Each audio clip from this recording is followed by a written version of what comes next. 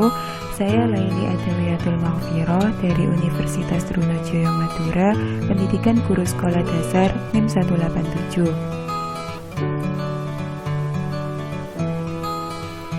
Di sini saya akan menjelaskan tentang Merdeka Belajar dan 4 pilar UNESCO. Merdeka Belajar dibagi menjadi 4. Yang pertama yaitu USBN diganti ujian, yang kedua 2021 UN diganti, yang ketiga RPP dipersingkat, kemudian yang terakhir zonasi PPDB fleksibel.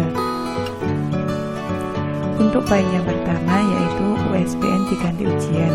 Tahun 2020 USBN akan diganti ujian yang hanya diselenggarakan oleh sekolah.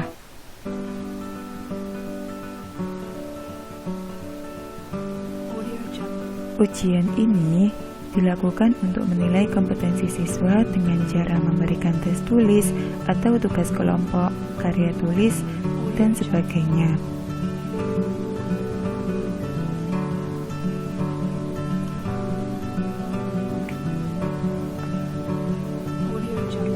Untuk poin yang kedua yaitu 2021 UN diganti. Melihat materi UN yang terlalu padat dan cenderung menguji penguasaan konten, bukan penalarannya. Di samping itu, dianggap menjadi beban siswa, guru, dan juga orang tua. Maka dari itu, tahun 2021 UN diubah menjadi asesmen kompetensi minimum dan survei karakter. Asesmen tersebut tidak berdasarkan mata pelajaran, melainkan melakukan pemetaan yaitu literasi dan numerasi. Poin yang ketiga yaitu RPP dipersingkat. Selama ini, guru harus mengikuti format RPP yang sudah ada, tetapi untuk kedepannya, guru bebas memilih, membuat, menggunakan, dan mengembangkannya. Dulu sangat banyak komponen sehingga bisa 20 halaman lebih, tetapi kedepannya bisa dipersingkat 1 halaman saja. Untuk yang terakhir, zonasi PPDB fleksibel.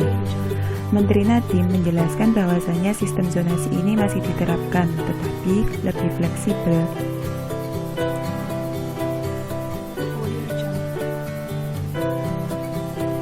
Dan akan dibagi menjadi beberapa bagian jalur, yaitu jalur zonasi 50%, afirmasi 15%, jalur perpindahan 5%. Untuk lebihnya bisa disesuaikan dengan daerahnya masing-masing. Sekarang saya akan menjelaskan 4 pilar pendidikan menurut UNESCO. Yang pertama yaitu belajar untuk mengetahui, learning to know.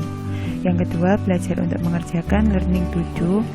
Yang ketiga, belajar untuk menjadi, learning to be. Dan yang terakhir, belajar untuk berhidupan bersama dalam kedamaian, yaitu learning to live together in peace.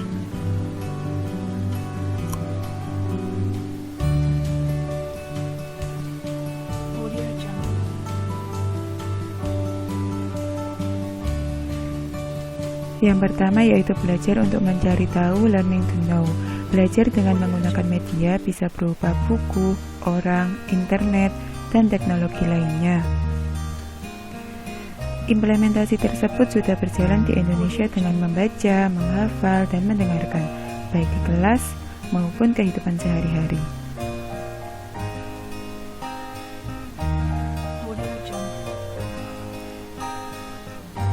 Yang kedua yaitu belajar untuk mengerjakan, learning to do.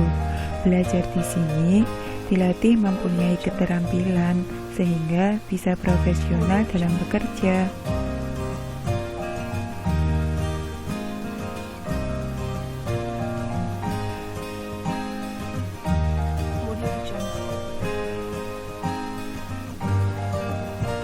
Belajar untuk mengerjakan ini sangat diperlukan latihan, kedepannya dapat mempengaruhi peserta didik pekerjaan.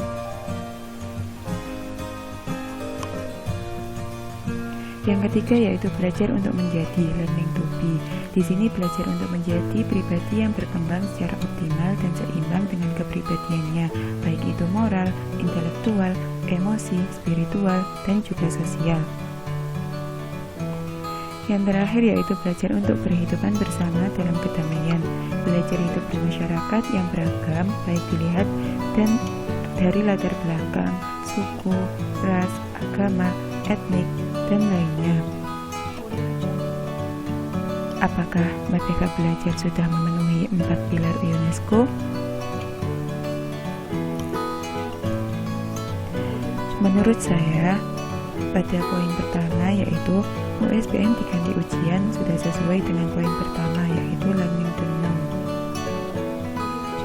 Yang kedua, 2021 UN diganti sudah sesuai dengan learning to be agar peserta didik dapat berkembang karena tuntutan kehidupan.